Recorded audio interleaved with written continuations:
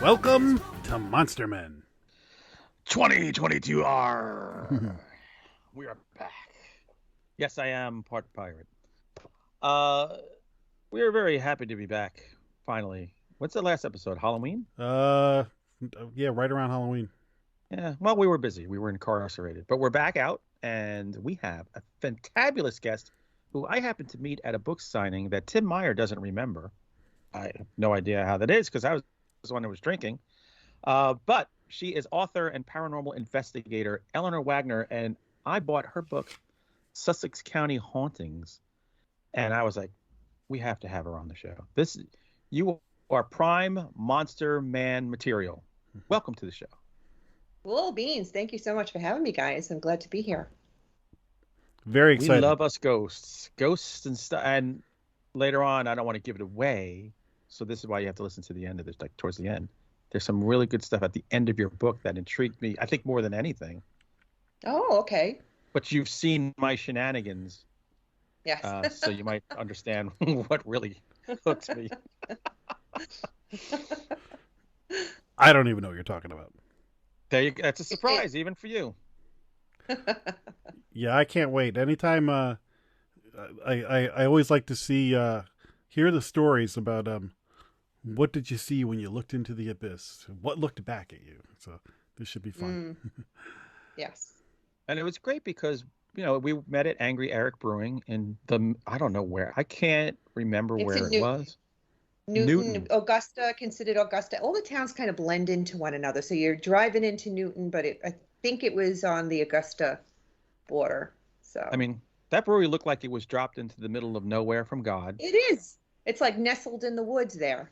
Yeah, and there was a bunch of psychotic authors, and then you, the normal person. I was like, I feel sorry for Eleanor because look what she's And I was invited there by one of the other psychotic authors. He's like, I think you'd be great to come along. I'm like, okay, I'll come. I think I was the only female there that was an author. I was with a bunch of guys. Yeah. Yes. So. And I thought when I first bought this book, I thought, okay, maybe she's like into history and this is like kind of like, and which you are. But I didn't know that you actually investigate. I thought you were like compiling like different stories of Sussex County. But it was great to learn that you actually have gone out all over and done some real life paranormal investigating. Well, as you read the book, so I'm sensitive too. I'm not as good as some of my team members, but I've always been sensitive and I've had ghosts in my life. So that was the primary reason of writing the book, because I had that haunted shop that was in Sussex and I live in Sussex County. So I said, I know it's haunted. So I'm going to ask people on social media if they want to share their stories. And so people came out of the woodwork and then you had all of the stories. But the paranormal investigating and creating this group, founding the Lady Ghostbuster paranormal team, really literally just fell into my lap, because I'd go on weekend jousts with my friends and we'd, go from one place to another. And we went to Williamsburg, Massachusetts once, and we went to Glen Spey, New York. I mean, we would pick a place that we wanted to go investigate and spend a night there. And that's what I would do as far as paranormal investigating was concerned. But I never ever thought about establishing a team until I started writing that first book. Really? And then I was given the opportunity to go and do an investigation in the Sterling Hill mines in Ogdensburg, if you recall reading about that chapter. And when I was talking to the president of the mines, he was saying how he was a scientist and he's not supposed to believe in this stuff, but he couldn't explain what was happening. And so he goes, if you want to bring your paranormal team in and do an investigation, you're welcome to come and check out the offices and the mines and everything. And I'm like, oh, great. Thanks so much. And I'm going, oh, shit, I don't have a paranormal team. What am I going to do? So I was like, okay, so now I have this thing that I'm scheduling with this guy. I actually scheduled it for the weekend of my birthday, February 22nd, 2019. And I said, okay, I got this thing all set up. Now I got to get a team together. So I reconnected with somebody that we'd met one of those weekend away with my friends and asked them if they were local, if they wanted to join in on this adventure. And then at the time, there were these 5 women that I had interviewed that were really interesting and sensitive at birth. And I said, you know what? I know that I just interviewed them for this book and they really don't know me, but they're local, and I'll ask them if they want to come out on an adventure and see see for themselves. And 3 of those 5 women took me up on my offer, and they've been with me on the team ever since. So it was a very cool experience doing the investigation in those mines. We were in there for 6 hours, didn't even know it was 6 hours had gone by. And we got some great footage, great shit that happened. In fact, we all had our cameras and audio going, and we had this strange misty fog communicate with us, and we were taking video from it from all different angles. So I had just picked the footage that I thought was the best from that investigation, and I sent it into Paranormal Caught on Camera, and they featured us in an episode because of what we got on that very first investigation.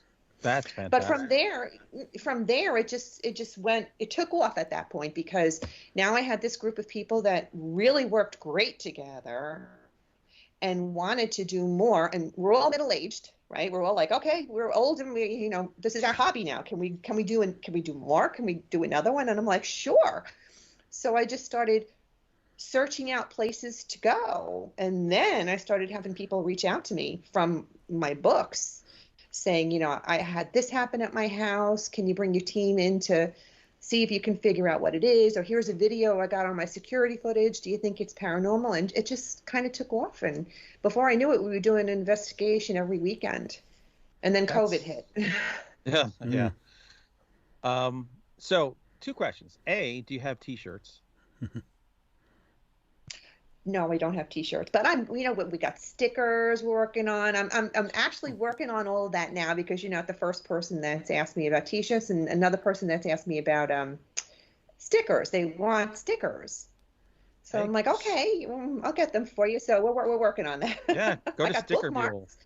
They have great deals. I have bookmarks. And also, you said that you interviewed people for the team. Now, how did you put out like the call for people to come, you know, join the team? It wasn't a call at all. It was kind of like when I'm interviewing people for the books, those are really my go-tos, because a lot of them are sensitive and have been sensitive all their lives. It's been nurtured in their families. Their grandmother was sensitive, that kind of sort of thing. Right. For me, I've always trusted my gut feeling. If I have a feeling like, I should ask this person if they want to be a part of the group, then I go for it. And there's actually 1, 2, 3, 4 people in the group that are not sensitives at all. And I was always hesitant to invite somebody that's not as sensitive into the group, because when you're doing investigations in people's homes, you want those people there, because those are the people that you're going to get the most information from spirit through. Mm-hmm. But when I see somebody that's just so excited and informed and involved, and they have something else that they want to offer, whether they like history or I'll take notes for you, that kind of thing. I'll hold the camera for you, that kind of thing. That kind of excitement and drive to want to be a part of it is what makes me say, okay, let's give it a shot. And so then I'll invite them to be a part of the group. And one of those people, Brittany Iwansky, she came in shortly after those original 3 from that first investigation. And she was actually shocked to shit when I said to her, why don't you come along? Because she was just somebody that had a fan that had reached out to me, and we were just chit-chatting, and we had this really great conversation, and she just clicked with me. And one day I said, do you want to just come with us on an investigation? And now this is a girl who was very introverted, didn't like large crowds, didn't like to go. And she's like, really? And I'm like, yeah, come. I would love to meet you and have you see what it's all about. And she just couldn't believe it. And she jumped at the chance. And I remember that very first investigation she came on, it was at a piano shop in Pennsylvania. And you could see that she was a little nervous because she was around a bunch of people and she's not used to it. But she warmed up so quickly. And the next thing I knew, she was this full-fledged member. She bought all this equipment, and she was she's historically inclined. She loves to study history, and she was finding out all this information. And surprisingly enough, she's got Native American in her family history, which everybody's got sensitivity, but Native American for sure, right? Mm-hmm. And from being around all these sensitive people, that energy, it's helped her to actually realize that she's got more than she even realized. And so, because we all have ability, it's just a matter of how you grow it. Can And you she's really, okay, I'm sorry. that's all right. She's come a really long way. She's amazing. Can you kind of give me the definition of being sensitive, and then a little bit about what it feels like, especially particular? Because I think a lot of people who are watching this are going, "Do you mean that you're psychic, or what exactly do you mean when you say sensitive?" Okay. I use sensitive as a very broad word because somebody could be a medium who's a psychic. They could hear spirit. Some people smell spirit. Everybody's gift is different. And some people are more adept at it than others. When I said to you that everybody is gifted, we really all are. But then you have the people that are skeptics, which shut things down. Then you have the people that were never nurtured from kids on. Like for me, when I ever used to talk about things to my mother, she'd say, it was just a dream. It was just a dream. And I had premonitions when I was a kid. And the one that was probably the altering one for me was so devastating when I woke up from this nightmare and told my mother about this dream. And she said, it was just a nightmare. Don't worry about it. And when it came true, it flipped me out because I was 12 years old. And I was like, oh, my God. I told my mom that was going to happen. And she said it was a dream and it happened. This is my fault. I could have done something about it. I could not have done anything about it. But tell that to a 12-year-old kid. So I shut it down. It scared the shit out of me, really. And this was in addition to me seeing a spirit in my home. I grew up with a ghost in my home. So I knew that I could see spirit. And the only other person in my family that I knew could see spirit that spoke about it was my older sister. She would tell us about spirits that she had seen when she was hanging out with her friends in Edgewater Park, a part of the old neighborhood. And that she was the only other person in my family that ever talked about it. So I don't even know if my mother ever did, or if she believed it or just didn't talk about it. Nobody else ever did. So when that incident happened to me and I shut it down, I was shut down for a really long time. I mean, I still read ghost stories, loved ghost stories, wrote ghost stories, but I never really tried to pursue anything in that arena because of that scare. And it wasn't until I probably was in my 20s when I realized I couldn't have done anything about that. Okay, that happened to me, but I'm not going to blame myself for it anymore, because this is now after reading so many things and learning from things I've read that it wasn't my fault, right? So I'm more receptive now. In my 20s, I'm more receptive to learning more about myself and what I have that I consider a gift. I don't consider it a curse. And it really didn't take... it didn't really expand until my father's death. When my father died, the day that he died, he came to me and told me that he was gone. I was actually stuck in the middle of bumper-to-bumper traffic on the George Washington Bridge on the hottest day in the summer. And I remember having the air conditioning on, and suddenly all the cars stop, and I hear my dad and my husband in my head going, turn off the air conditioner or the car's going to overheat. So I turn off the air conditioner and I open up all the windows. And I'm sitting there in traffic, just like turtle, moving, trying to get to the Bronx to be at my father's bedside. And then all of a sudden, in real time, I'm sitting there, and this like drive-in movie screen shows up in front of my face. And I really felt like I had watched a full-length movie, but in real time, it was seconds. It just happened in seconds. And my dad, just to give you a brief overview, very hard worker, immigrant, loved his country, couldn't wait for retirement, retired in January, was diagnosed with cancer in February, was gone by June. Oh, so he was bitter and angry and sad. And so when I see this screen open up in front of me, I see my dad standing there. He used to wear shorts with knee socks. And slip-in sandals. That was his wardrobe. And I see him standing there, and I feel that anger, that hurt, that worry, that fear, all of these emotions, and it's really all enveloping. And I know that I'm feeling his pain. And he's walking through this fog, and he comes to a bit of light, and all of a sudden, my husband's aunt, Anne, is there to greet my dad. She had passed away the year before. And she's like, hi, Carl. how you doing? Come on over. A lot of people, well, not, she didn't say a lot of people, others want to see you. And so she takes him into this group of light beings. They're all light. And I knew who they were. Somehow I just knew who they were. I couldn't physically see them in their bodily form that they would have been on Earth, but I knew they were his deceased brothers and sisters, his parents, his best friend Pat, who had died the year before. They were all there. And they all of a sudden like envelop him. And my dad had a smile from ear to ear. And when I tell you my dad really never smiled, I mean, I have a picture of him with me on my wedding day smiling, and I have it hanging in my bedroom because it was a catch to get him smiling. And he is smiling like that all of a sudden when these people that he knew in life, in heaven, I'm going to say, were surrounding him and greeting him. All that pain and anger was gone. It was just now joy. And they separated, and this beautiful cherubic woman came up to my dad, and she greeted him, and she said, "Hi, Daddy, it's me, Caroline." Now, if I told you before, Hunter, my sister's name was Caroline. Right. She died when she was 3 months old. And so now she's in heaven in her 30s. And she's greeting my dad at the gates of heaven. And it was just like, holy cow, you know? I had this great story now to tell all of my family members at his funeral and his wake. He's okay.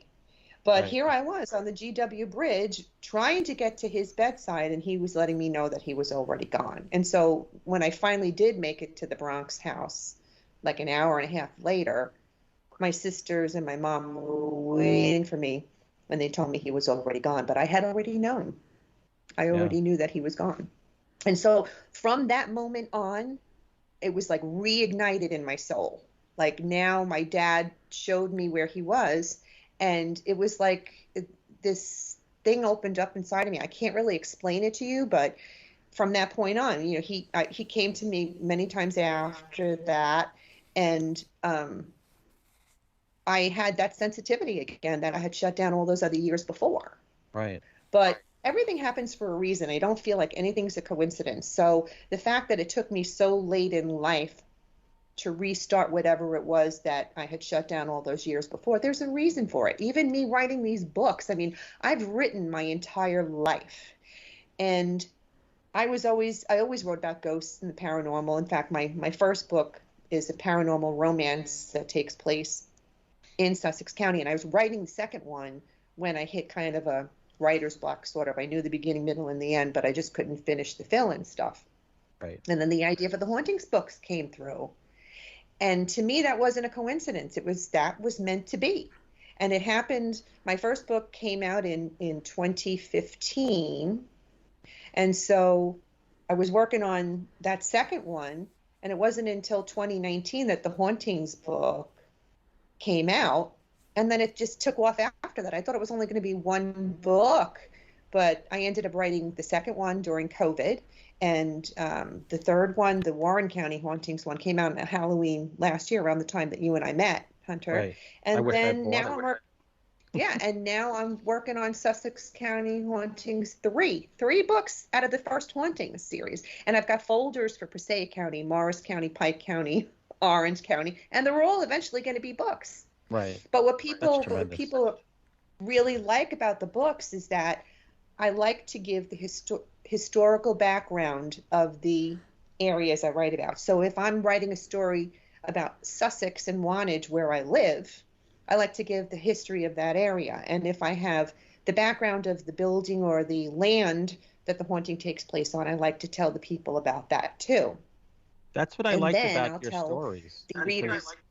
Your stories give that historical context to everything. And I thought, I said, this is going to make the believer and the non-believer. I think it's going to hook both of them. I think, and that's the part of it that's been so well received, that people love that history behind it. And then if I give the people's accounts, like I try and get more than one account on location if I'm able to. It doesn't always work out that way. If I have more than one story, it's great. If I don't, if I have the one story, I'm going to write if it's a really good story.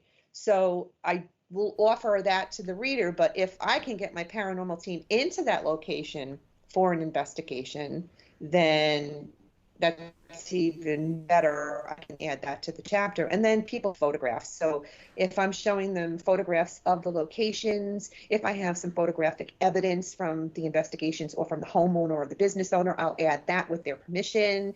And then overall, I tell the reader that they can go to my website where I have galleries set up, and they can see all the video footage and listen to the audio footage there as well. Or if somebody who's in a residence that sent me something initially, look, I got this on my security camera, I don't know what it is, I have that stuff on the website too, which is kind of cool because they're seeing it in color. You know, Right. they get to see it right there rather than just a black and white picture in the book. Now, speaking of these, by the way, you're my favorite guest because you say hauntings. Hauntings. Love it. It's the way it should be said.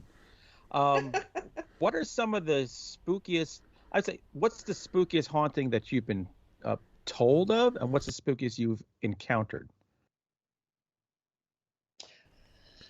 The spookiest one I was told actually just came out in, well, it shouldn't be, that's not the only one. There are two. The one, I'll tell you about the second one. The second one is the one that just came out in Warren County Hauntings this past Halloween. My team member, Laurel Devine, who originally obviously was just this woman that reached out to me because she's had these experiences all her life and she had these stories to share. And the story that she told me was probably by far the most frightening, I think, as far as a mean ghost. Because, you know, if you're a mean person in life, you're going to be a mean ghost. If you're a nice person in life, you're going to be a nice person. So this ghost that she had in this rental home of hers was a nasty, mean ghost and did not want anyone to live in the apartments. And so she had sensed that there was a ghost in the building when they bought it, but she dealt with ghosts all her life and didn't really think anything of it because it wasn't making itself known to be mean to her. It was just making itself known to be there. Mm-hmm. But it wasn't until they started renting the house out and people weren't staying longer than 6 months that they knew something was amiss. And then it was affecting the people in the home. And they only realized that when people started telling them. And then there was a couple that was in there at one time that the husband, who was as sweet as pie, all of a sudden out of the blue gets into an argument with the guy out in the neighborhood, and they have this huge fight. And this is totally uncharacteristic of his personality. The final straw for them, though, was when they had rented the home to a woman. I'm not sure if it was a woman and her boyfriend, or if it was just a woman and her young child. He was, I believe, 5 or 6 years old. And you know yourselves, you put a 5 or 6 year old into the bathtub, they're not going to drown. You know, if you put a 3-year-old or a 2-year-old and they're unattended, sure, it can happen. But not a 5-year-old. They're sitting there and they're playing with their toys in the water. And she left to go down the hall and get a towel for him. And when she came back, he was drowned in the bathtub. Oh, my God. That's not even enough time to drown. Right. And she swore that something in the house is what killed her son. And that was the straw that broke the camel's back for Laurel and her husband. They were like, we can't have this house anymore. We've got to give it back to the bank because I don't want to be responsible for somebody else losing their life. Right. And so they did. They let it go into foreclosure, and they told the bank that it was haunted, and the bank laughed at them. And there were a whole bunch of other things that happened in between, but this is just the broader spectrum of the story. Right. And so it remained empty for like 2 years. And all of a sudden she's passing by it one day because she would go by periodically to see if anybody was in the house because she wanted to make sure they were okay. She goes by and she sees there are people living in the house. And she went up to the door and knocked on it. And this woman came to the door and she said, I know this is going to sound really crazy, but I used to own this home and I wanted to come and make sure you guys were okay. And the woman said, we're getting out of here. We're not staying in this house anymore. And her kids, her teenage kids, were in the back room hearing her talk to them, and they're yelling in the background, this house is possessed. Oh, wow. So it's continuing. It's going on. You know, That's it's continuing on. Yeah. And she had tried really hard to try and get rid of this spirit because she is good at that sort of thing. And she has had experience, 40 years of experience, but she was not able to get this thing out. And so it's still there. Do you think knocking the house down would do anything, or would just linger in that No. spot? Yeah, that's not going to do anything. It's the same thing as if you are renovating a house. Let's just say there was a staircase at one point and the ghost would use that staircase to get to wherever it was in the house. You remove that staircase, they're going to still think that staircase is there. So even if you remove the whole house, doesn't really matter. Right. It's still going to reside in that space. And if a new house goes up, it's going to reside in that house. And as I said, she did try to reason with this spirit, and it was not having it. And when she tried and her husband tried, this thing was throwing shit at them and making them sick. It was really, really bad. And like I said, she tried to reason with him at first before the child passed away in the bathtub. She was like, we're just trying to rent the house. Look at how beautiful we made your house. We renovated the whole thing. Just can't you get along with people? And it just wasn't having it. And yeah. Well, scary. If I die and people come and renovate this disgusting attic, I will be very happy. I'll be a tented ghost that will take good care of them. So what was the scariest encounter that you've had when you've gone out and about? Oh, okay. Yeah, that was the other question. Thank you. Yeah, we did an investigation, and it's actually in the first book. It's called The Captain's House in Vernon, New Jersey. And the accounts in that first book, in that chapter, because we've gone back there 3 times since that initial chapter. When I wrote that chapter in the book at the time, I had a friend that had a shop in there, and I was actually going to get my team to go into the building at that point, but she ended up moving her shop out. And so we never got the opportunity, but I still went ahead and wrote the chapter because I had all of her experiences from when she was in there. And I did have several other people tell me about what happened to them when they were in that building over the years. So it was still a great story and a great chapter, and the history was wonderful. And so I went ahead and wrote the chapter. Now, after I had written that book and it was published, this beauty salon moves into the building, and she reaches out to me and she said, I know you wrote about this in the first book, but I'm in here now and I have a lot of stuff going on because we've been renovating the place. Would you like to bring your team in? And I was like, yeah. Now we had a chance to get in there like I had always wanted to do. So we get in there and we have this investigation, and we had some stuff happen, and it was cool. It was interesting. But weird shit started happening even after the fact. She discovered this hidden staircase, and you couldn't see it from different areas of her building, and it was just perplexing that this staircase was there that led up to this room that was locked up in the attic, and a portion that you couldn't see when you were up in the attic. Was very strange. And so she said, now it's kind of getting scary. Yeah. So we went back again. And when we went back there, the 2 mediums that were there, who usually under all circumstances get along really well and are on the same page and can finish each other's sentences, these 2 women at the time, they're literally butting heads, and they're not understanding why. And one of them actually gets scratched. She physically gets scratched and bruised by whatever it was at that particular point in the building. And the history of that house is there were 2 brothers. One was a sea captain who died at sea, and the other brother was an entrepreneur, and he was into a lot of things. And a lot of the history talks about what he was into. But in this investigation, we found out that there's a lot more that he was into that nobody would want to know about, which was child trafficking. Oh, boy. Oh. And so You're bringing us down tonight with all these horrible child stories. But this is the juicy stuff. This is the... Yeah. But, it's you people like to read history, and they think, oh, this is all well and good, but this shit happened. Prostitution, murders, human trafficking, it all happened. Slavery, I mean, we know about that, but you don't want to hear about it in like the Victorian era when you're looking at this historical building and, oh, it's such a beautiful building, and oh, you don't realize that there are these hidden secrets that people don't know about.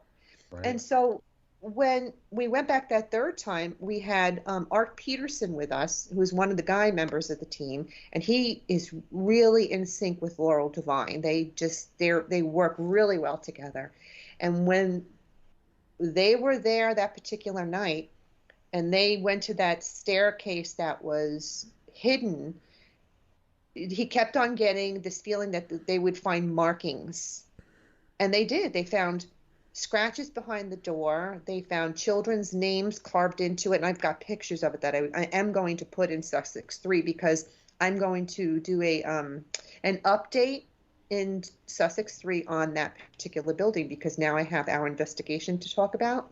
Right. And the reason those two women were at each other's throats is because one of them was being affected by the good brother, and one of them was being affected by the bad brother. The bad brother was the one who was hiding these children up there and selling them off for prostitution. And the good brother, who was the sea captain who ended up dying at sea, couldn't do anything about it anymore, because his brother could just go on and do whatever he wanted to in secret.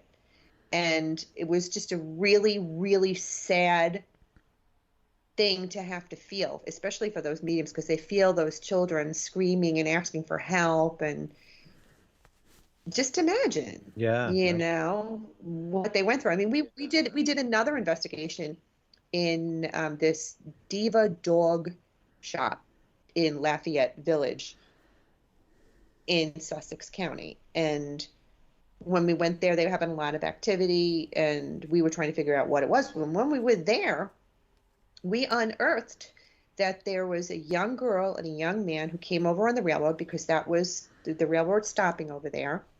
And they were on their way to New York to start a new life. They were young. I think they were like 16, 17, right? Mm-hmm. And they get approached by these men who said, "You stole stuff from us. Now you're going to have to work for us to pay for it." Never happened. But they kept them captive, made him work as a farmhand, and she had to work to sell her body.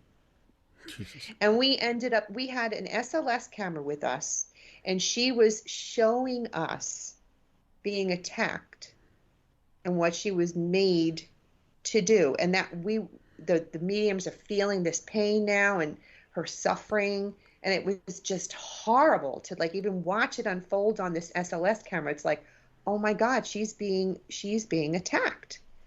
And we did find their graves. We ended up finding her grave. They remained there for the rest of their lives. She did stay with him as a couple. They did have a child. We ultimately found her grave and her child's grave, but for the longest time we didn't find his. And probably maybe 6 months later, when Brittany and I were out on cemetery hopping, we were going to that particular cemetery because we were trying to look for a grave of somebody else we had connected with in Lafayette at another investigation. And lo and behold, we ended up finding him.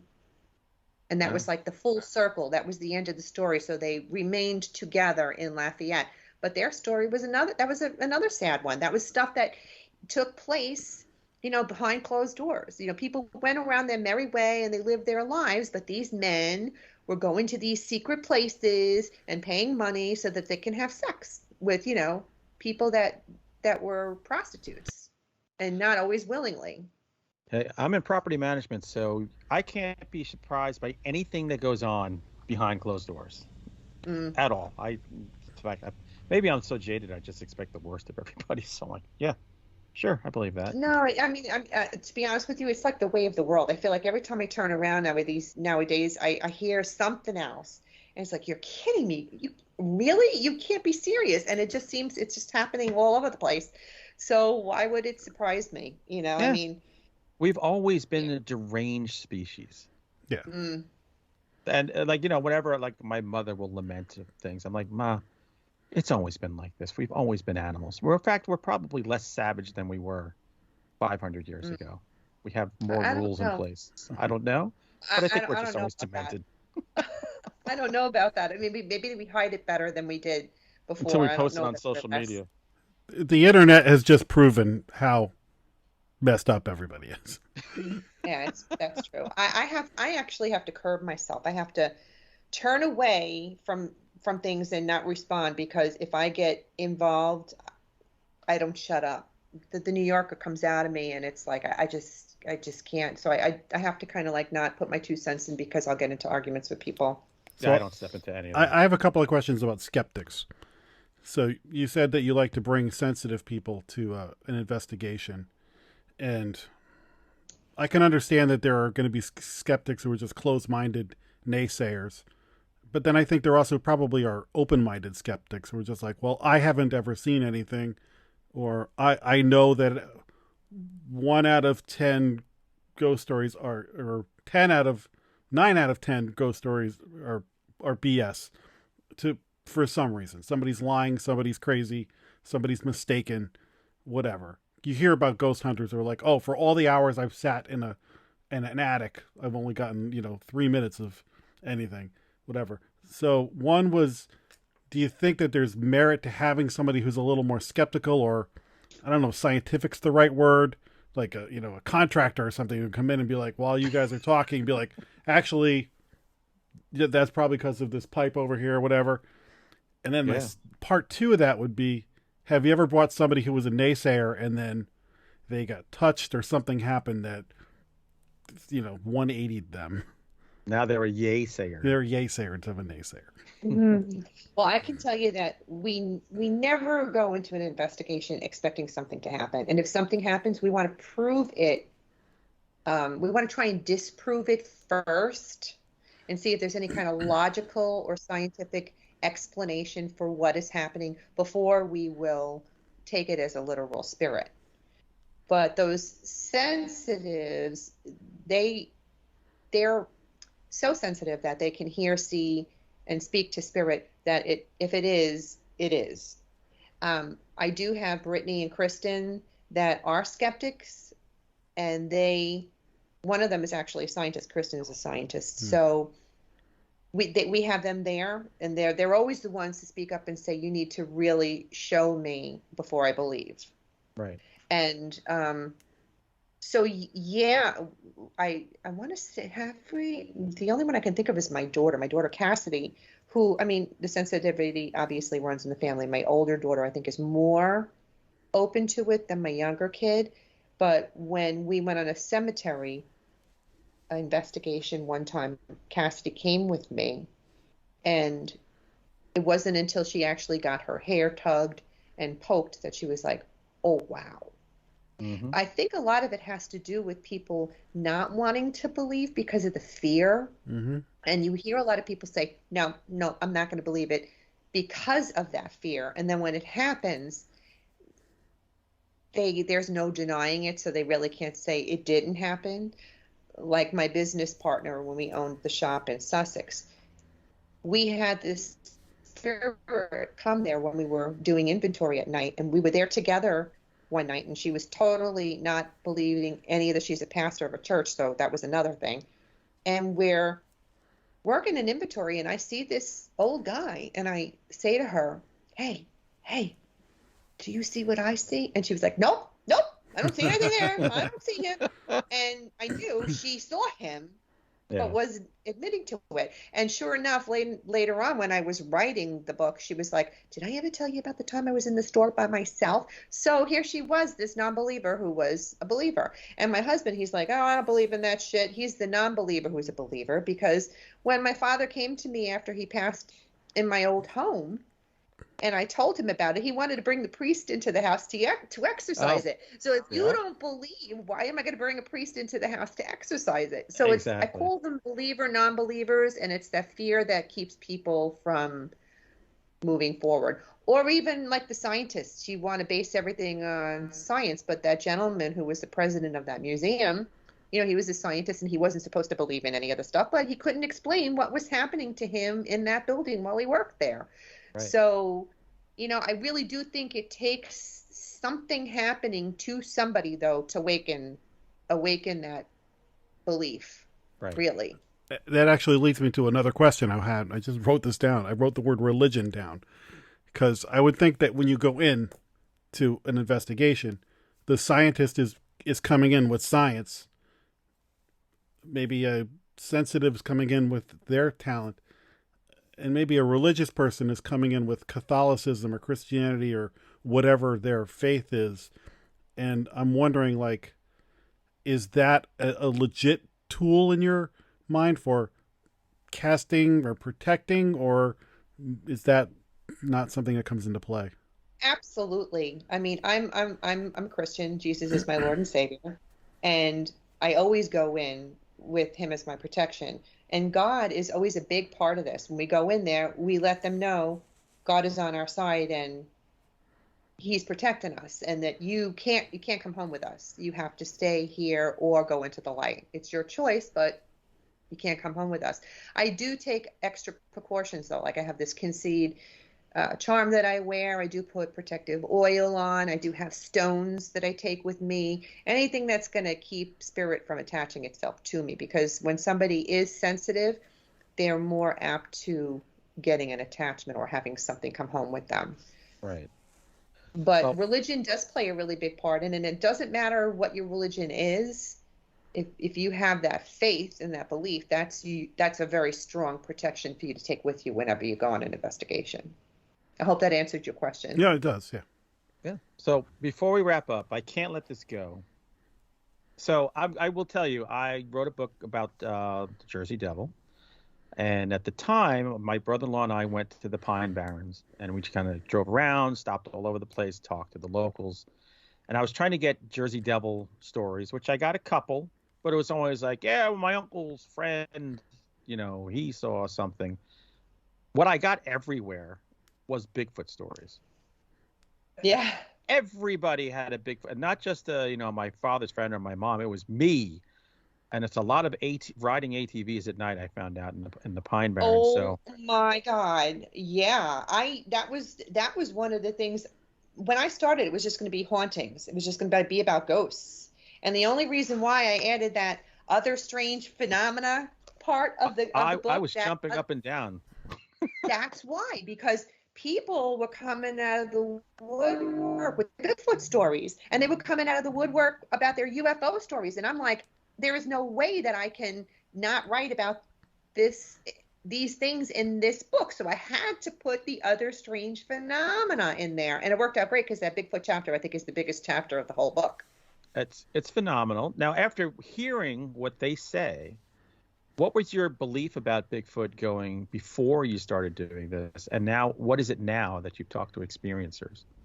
I've always been very receptive to all of these things. I know people say, oh, but they would have caught one or whatever. But I'm still very openly receptive to it. I feel like they are an intelligent species. It's very possible that they are out there. I'm not going to say they're not. And if they are, they're an intelligent species, and they have the ability to hide themselves and keep from being caught. Hey, I mean, nobody's caught a piney. I don't see anyone walking out of the Barrens with a piney. Piney.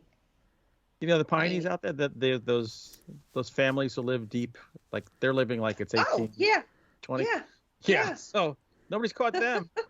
What the hell is going on down in those woods? If you remember, I touched upon a little bit in the first book that there were some people that believe that the Bigfoot appearances coincided with a UFO crash in the vicinity, because this UFO crashed and the government came in and they shut the family up, and the next thing you know, people started seeing Bigfoot. Who knows? Maybe they're aliens. I don't know. Yeah. But I never say never. There's always the possibility. I mean, I believe that there are other planets with living beings on them. I can't imagine that we're the only ones. Can't believe that. If we're the only thing the universe can produce, God help the universe. Right? True that. More diverse and fun and exciting. Jack, do you have anything? I got 2 more questions for you. Uh-oh. You're in trouble now. These are softballs. Would you say, I think everybody, like Hunter, has experience with living in a haunted house. I've never seen anything when I'm at his house, but there's always part of me looking over my shoulder when I'm there. You just missed it that one day. That one time. By like a half an hour. But would you say that more of the hauntings that you do encounter are malevolent or benign? Oh, definitely benign. Absolutely. But don't be scared, people. So people out there No. should be. Yeah. Like I said, though, if you were mean in life, you'll be mean in death. But I'm finding more nice, Yeah, I think there's more nice people than communicative, mean people. relatable. And going back to what you were saying about how you got these hearsay stories with your Jersey Devil and somebody telling you that, oh, it happened to my uncle or whatever. It's really, really hard to get those stories if people don't want to share them. So I never know what I'm going to get either. When I put it out there on social media and I ask for people to tell me their stories, I would love to get some stories for certain particular areas that I know are haunted, but I'm not going to just say it's haunted unless I have a story. So I can only talk about the stories that I receive from people. Hence, you not having too many about the Jersey Devil, because people just don't want to come out of the woodwork and talk about it. No, but they love to talk them some squatch. I was even at the Pine Brewing Company. Everyone was talking about Bigfoot. They really do. Absolutely. My final question. What's your other question, Jack? Yep. When the weather gets nice and maybe the virus is a little bit less pertinent, could Hunter and I come on a ghost hunt with you? Oh, absolutely. Oh, yeah. He's insensitive. You'd be willing to come to Sussex County to come with us? Sure. Absolutely. How far from the GW Bridge are you? From the GW Bridge, I'm about an hour. We could do that.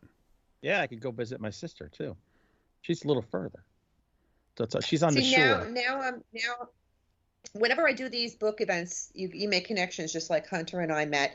You just meet up with people, and one thing leads to another, and it leads to another. So I'm always making connections. And when I did the Boonton Book Festival, which was their first ever, which was a wonderful success, I made a lot of connections.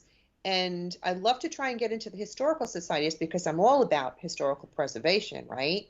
Mm-hmm. And I feel like if I can get in with the historical societies, then I can write the stories about those historical buildings and ultimately end up helping them, draw attention to them, and then raise funds for them. So to me, it's a win-win all around. A lot of it has to do with people being unbending too, when the older generation doesn't want to bend because they don't believe in this stuff, or they're afraid people don't want to come if the building's haunted. They don't realize haunting's in. It's people want. Look at Gettysburg right now. Gettysburg is all about So I'm really, really trying to get into the historical buildings, and I would love it for you guys to come. That would be great. That'd be fun. Anytime, seriously, anytime.